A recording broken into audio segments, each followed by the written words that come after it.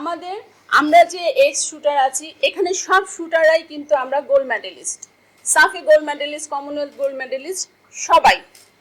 But আমরা কি আছি এখন? আমরা ফেডারেশনের বাইরে আছি। আমার প্রশ্ন কেন?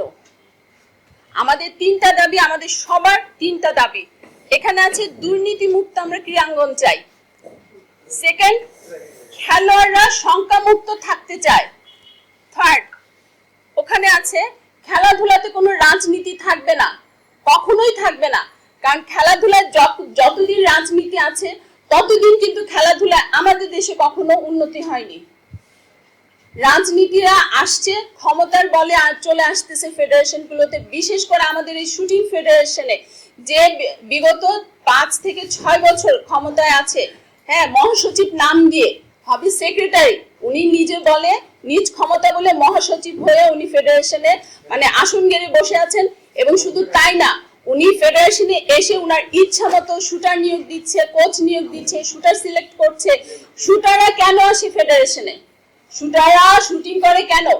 এক একটা বিভিন্ন প্রতিষ্ঠান থেকে বিভিন্ন ক্লাব থেকে শুটাররা কম্পিটিশন করছে, ন্যাশনাল করছে ক্যাম্পে আসার জন্য। ক্যাম্পে কেন আসে?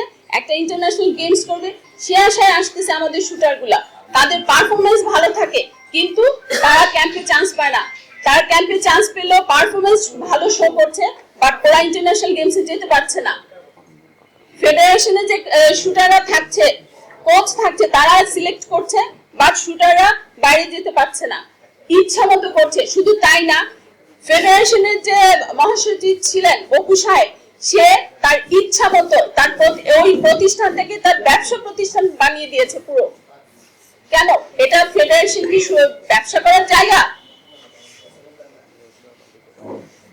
তার নিজের মেয়েকে উনি তার ক্ষমতা বলে সাব গেমস করিয়েছে, অন্য শুটার বাদ দিয়ে সাব গেমস করিয়েছে।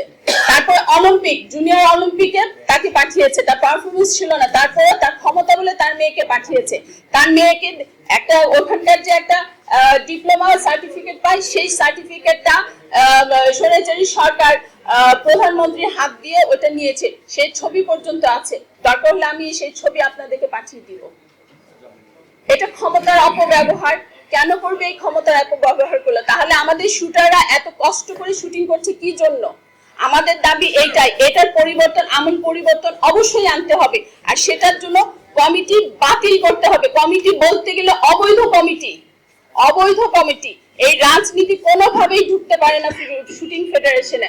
আমরা শুটাররা, আমরা শুটিং করেছি, আমাদের অভিজ্ঞতা আছে, আমরা জানি কিভাবে শুটার তৈরি করতে হয়, শুটারকে কিভাবে মডিফাই করতে হয়, একটা শুটারকে কিভাবে উপরে নিয়ে যেতে পারে। অলিম্পিকে গোল পাবে এত সোজা? আমরা যেখানে সাফে গোল পেতে আমাদের মুখ দিয়ে ফেনা বের হয়ে যায়, আর অলিম্পিকে গোল পাবো মুখ দিয়ে বললেই হলো। একটা প্রতিবাদ করতে পারেনি। তারা যে সাফার করছে, তারা যে বিভিন্ন গেমসে যেতে পারছে না পারফরমেন্স থাকা সত্ত্বেও, তারা সেই কথাটা পর্যন্ত বলতে পারেনি। কেন? একটা কথা বললে তাকে ক্যাম্প থেকে আউট করে দিচ্ছে। একটা কোচ আছে এখানে, মহেন্দ্র আছে, মহেন্দ্র সে ফেডারেশনের কোচ হিসেবে ছিল, সে যখন এটা নিয়ে একটু কথা বলেছিল তাকে আউট করে দিয়েছে। তাকে না অ্যাপয়েন্টমেন্ট দিয়েছে, না তাকে বাদ দেওয়ার সময় কিছু বলেছে। বাস আমার ইচ্ছা, আমি তোমাকে রাখবো না, অন্য একজনকে কোচ নিয়োগ দিয়ে দিয়েছে। শুধু সেটা না, কোচ নিয়োগ দেওয়ার ব্যাপারেও তারা অনিয়ম করেছে। এর আগে সার্কুলার দিয়ে কোচ নিয়োগ দিয়েছে, এই যে সাইফুল আলম মিন্কি ওকে চিফ কোচ হিসেবে অ্যাপয়েন্টমেন্ট দিয়েছে, সেখানেও গড়িমসি করেছে। আমরা ইন্টারভিউ দিয়েছি, আমাদেরকে কোচ হিসেবে নিয়োগ দেয় নাই। দিয়েছে কাকে?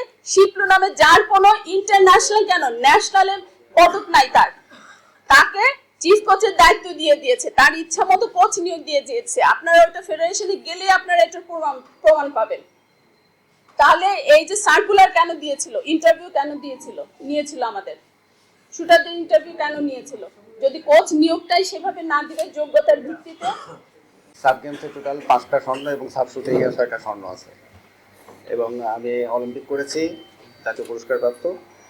আমার কথা হচ্ছে, এই দীর্ঘদিন ধরে আপনারা যারা আছেন শুটিং এর সাথে বিভিন্ন লেখাই করেন, আপনারা অনেক কিছুই জানেন, কিন্তু এতদিন এই স্বৈরাচার সরকারের কারণে আপনারা হয়তো, আসলে তো মিডিয়া বলেন, বাক স্বাধীনতা বলেন, সবই বন্ধ হয়ে গেছিল।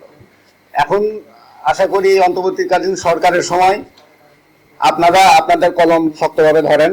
আমরা আমাদের বাক স্বাধীনতা ফিরে পেয়েছি, আমরা আমাদের বক্তৃতা দিচ্ছি, এবং এই শুটিংকে বাঁচান।